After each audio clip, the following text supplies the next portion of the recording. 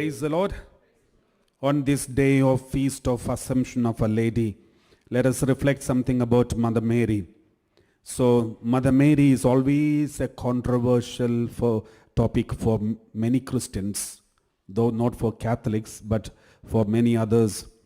Mother Mary was not a controversy at all until 16th century. Even for Martin Luther, the Protestant, the father of the Protestant movement, even he had no problem, because when he divided the church and moved away from the Catholic Church, he still had a special love for Mother Mary, and he had written beautiful poems, songs, hymns about Mother Mary, and he had a special devotion to Mother Mary. Therefore, the basic root cause of Protestantism is not anything connected to Mother Mary.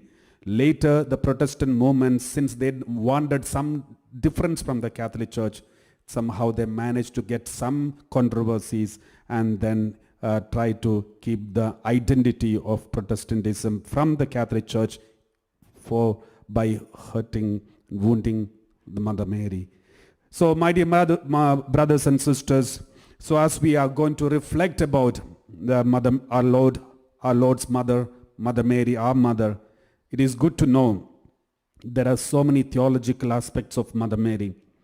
And I have seen many people asking questions about the Mother Mary's death. We don't know much about Mother Mary's death, how she died, what happened to her after death, and all those things, because nothing is written anywhere, not even in the apocryphal books.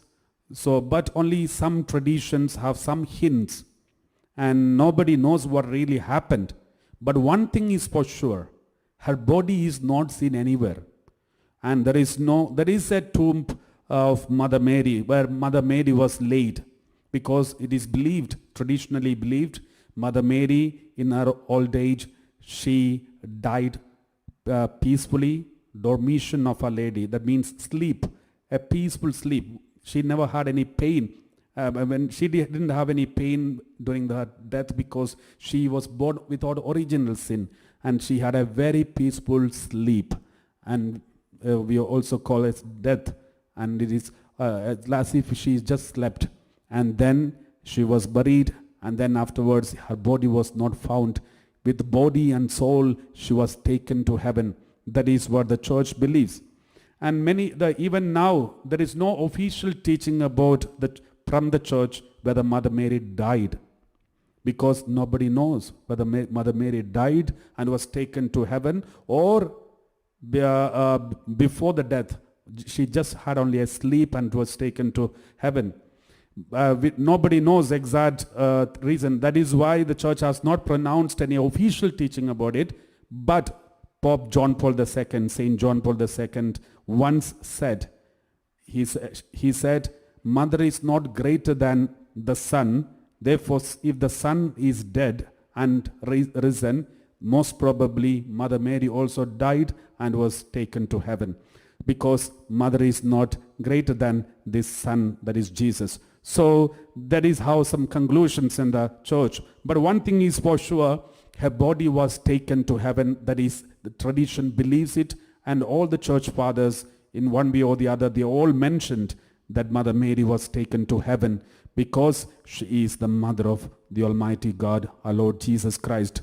And always, if you are a son and if you love your mother very much, you will do the best for your mother.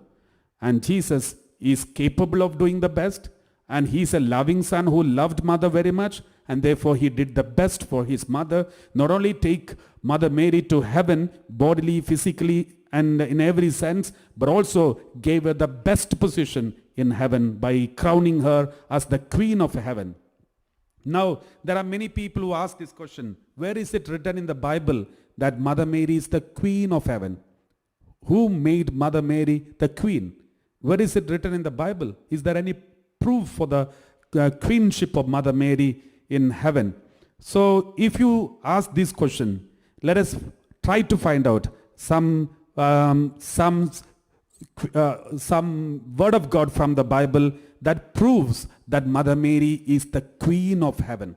The Bible speaks very clearly about it. And let's see these word of God and the Protestant argument about it, and also the Catholic answer to that.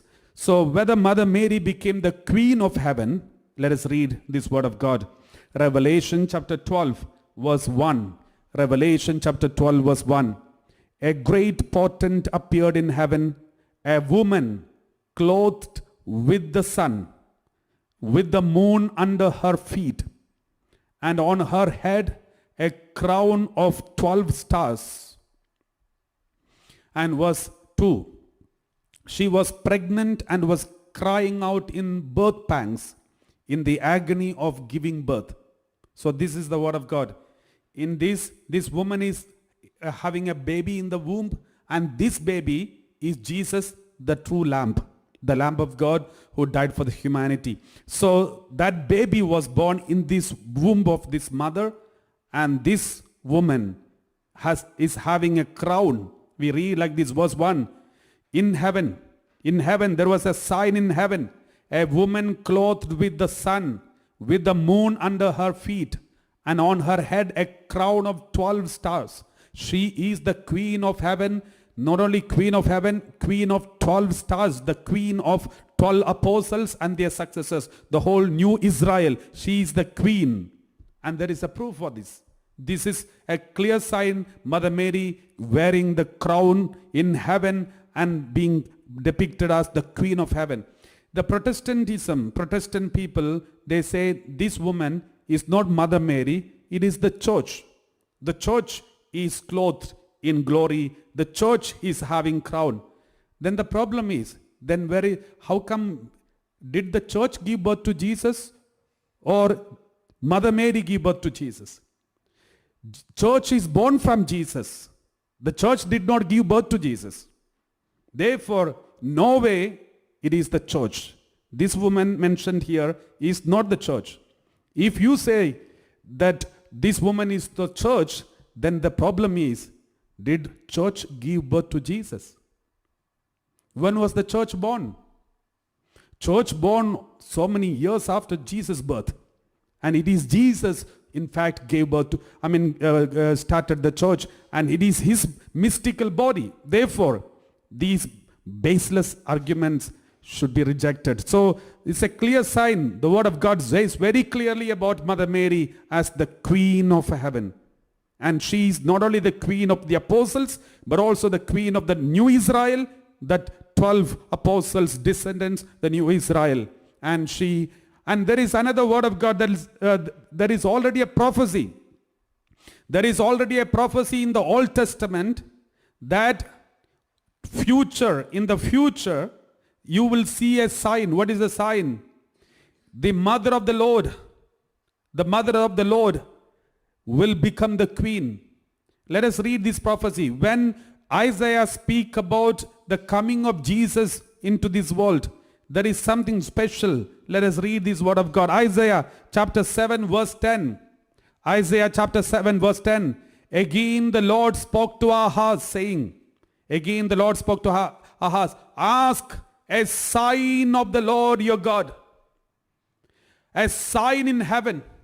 There will be a sign in heaven. What is that sign? Ask a sign of the Lord your God. Let it be deep as Sheol or high as heaven. A sign of the Lord. Ask for a sign of the Lord. Now, we will connect it. Let us go back. Revelation chapter 12 verse 1. Revelation chapter 12 verse 1. A great portent means a sign. A great sign appeared in heaven. A woman clothed with the sun. So a great sign appeared in heaven, a woman clothed with the sun. So this is what we see in the Revelation. Now let's go back. Isaiah chapter 7 verse 10. God said we read like this. Again the Lord spoke to Ahaz. Let's read. Ask a sign of the Lord your God. Let it be deep as Sheol or high as heaven. There is also a sign in heaven mentioned in the Old Testament.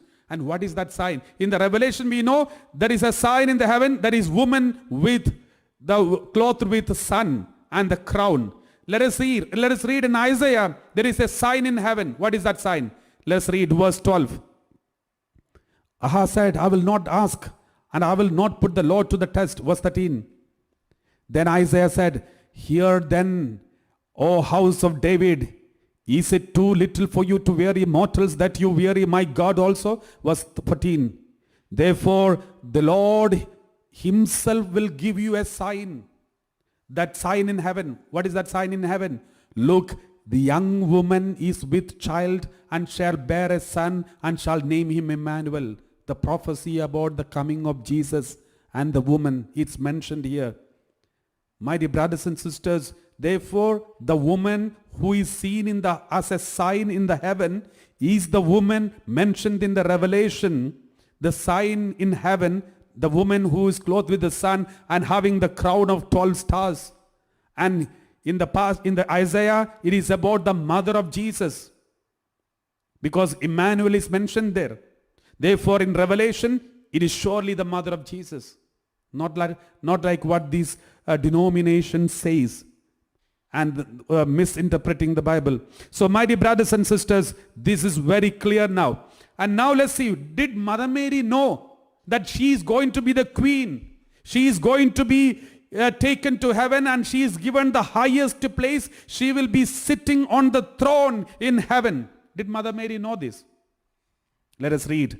When we read today's readings, then you will understand whether Mother Mary knew this. Let us read Gospel of Luke chapter 1 verse 32. Gospel of Luke. Okay, let us read from Gospel of Luke chapter 1 verse 42 onwards. Gospel of Luke chapter 1 verse 42. And Elizabeth cried with a loud cry, exclaimed with a loud cry, blessed are you among women and blessed is the fruit of your womb, Jesus. Okay, continue. Verse 43. We read like this. 43. And why has this happened to me that the mother of my Lord comes to me? This is a Hail Mary prayer and Holy Mary prayer. For as soon as I heard the sound of your greeting, the child in my womb leaped for joy. The child is only 3 months old, but the child understands what happens outside. Remember, every baby who is born in the womb understands whatever that happens to mother from the moment of conception. Therefore, we have no right to kill the babies in the womb, whether they are 1 day old or 1 month old or 3 months old. They all are aware of what is happening around. Even this is a clear sign. This baby was aware of what was happening in outside. And blessed is she who believed that there would be a fulfillment of what was spoken to her by the Lord. Verse 46. Then Mother Mary said, my soul magnifies the Lord. Continue. And my spirit rejoices in God my Savior. Verse 48. For he has looked with favor on the lowliness of his servant. Surely from now on all generations will call me blessed. Verse 49. For the mighty one has done great things for me, and holy is his name. Verse 50. His mercy is for those who fear him from generation to generation. Verse 51. He has shown strength with his arm. He scattered the proud in the thoughts of their hearts. Verse 52. He has brought down the powerful from their thrones. Now Mother Mary is mentioning something about throne, and Mother Mary is speaking about herself being ascended to the throne. He has brought down the powerful from their thrones and lifted up the lowly. Somebody is removed from the throne and someone is lifted up to the throne. Mother Mary speaks clearly. And which is this throne? And Mother Mary already spoken that she is the lowly one. She is the lowly one, the handmaid of the Lord. And now she speaks, someone, the most powerful ones are thrown away from the thrones and lifted up. And she is lifted up, and she, the lowly one, is lifted up to the same throne she already mentioned. Praise the Lord. And now let us read once again from the 46 onwards. Once again 46 onwards. We will read 48. We read like this. For he has looked with favor on the lowliness of his servant. Surely from now on all generations will call me blessed. All generations will call me blessed. Normally only kings and princes the generations will call they are blessed. According to Old Testament, if you are a king, if you are a prince, you are a queen, then you are blessed. All the generations will call you blessed. If you are an ordinary good person, you will be blessed only when you are alive. After your death, you are gone. You are not remembered. You are not called as blessed.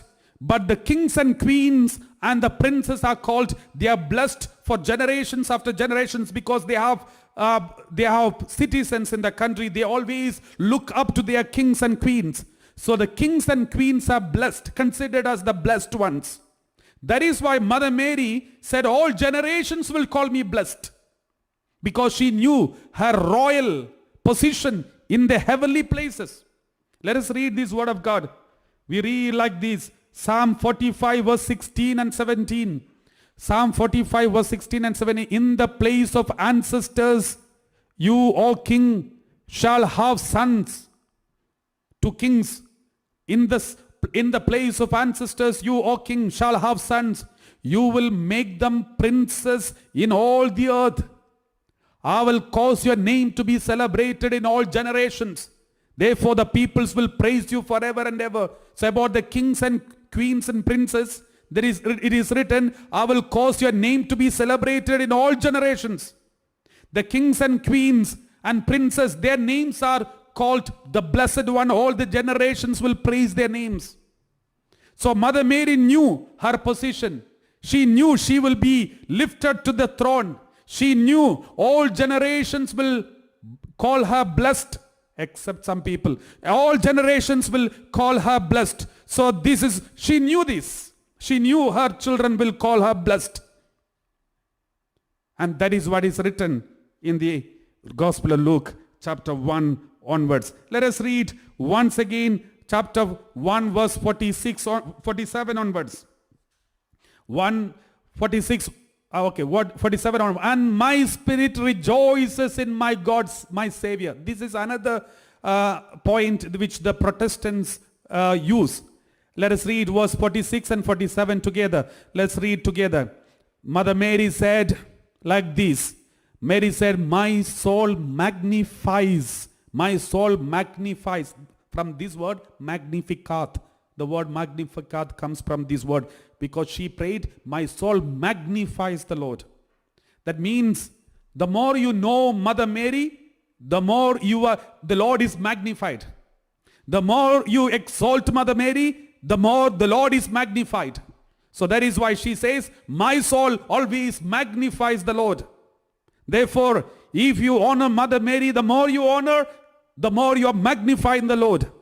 You are exalting and glorifying the Heavenly Father and Son and the Holy Spirit.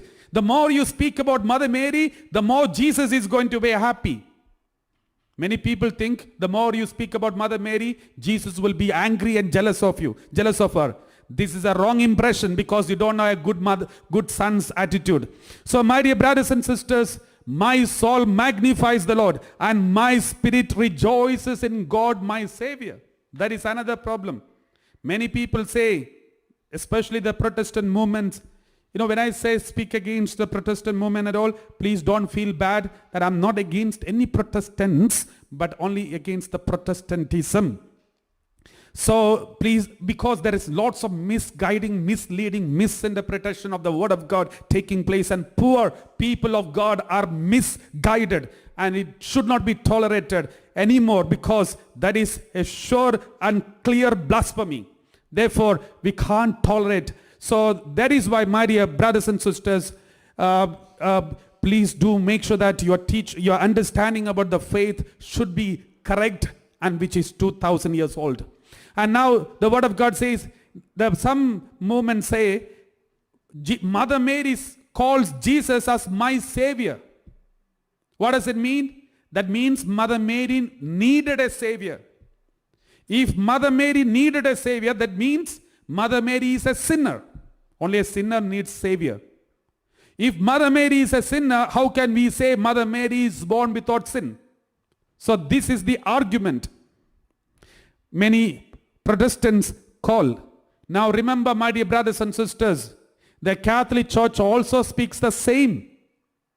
Catholic Church also speaks the same, but only one difference. What is the difference? Mother Mary also needed a savior.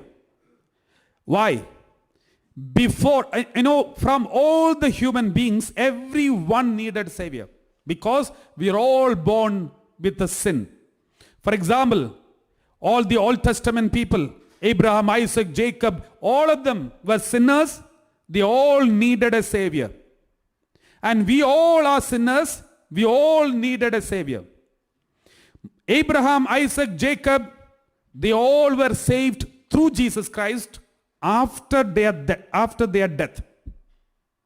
Abraham, Isaac, Jacob, and all the people, Adam, Eve, and everyone, they all are saved after their death through Jesus Christ.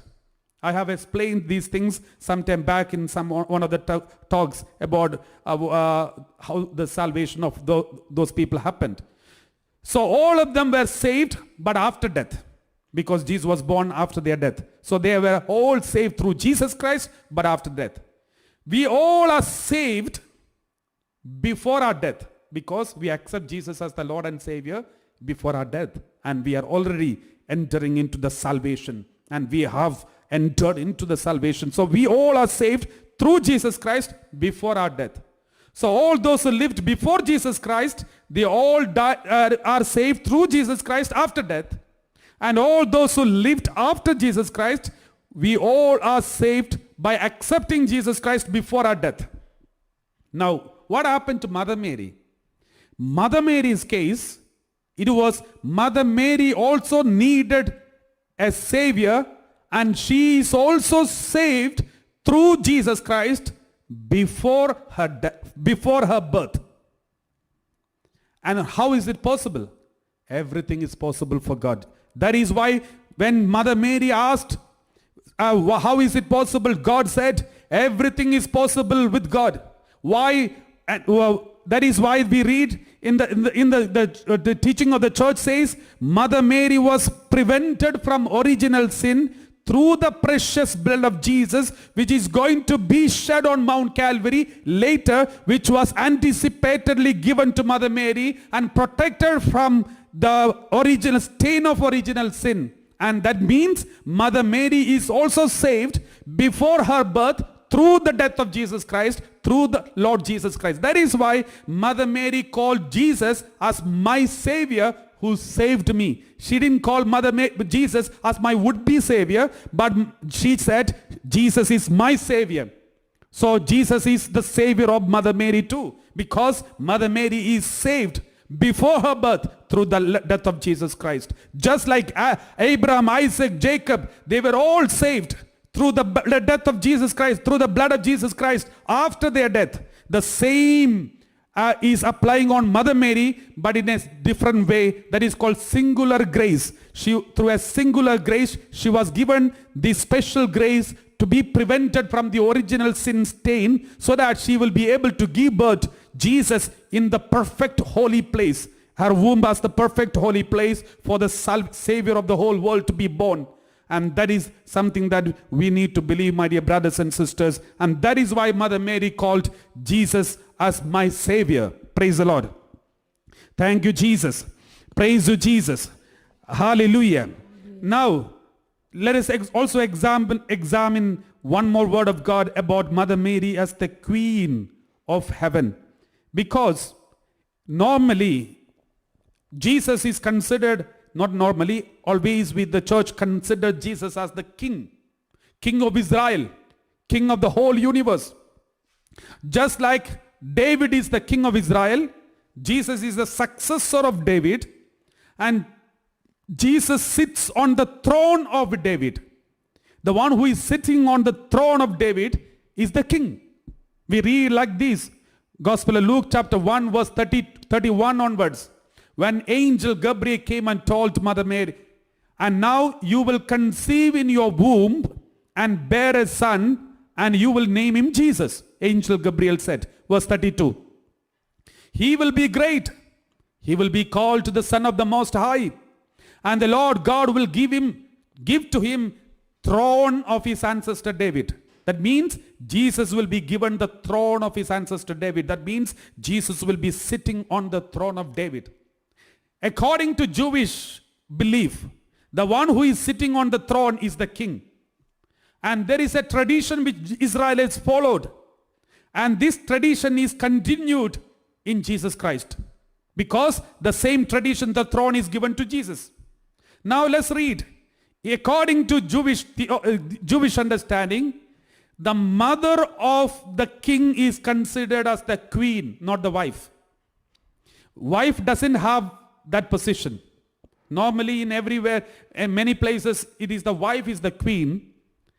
But in Jewish religion, mother is the queen.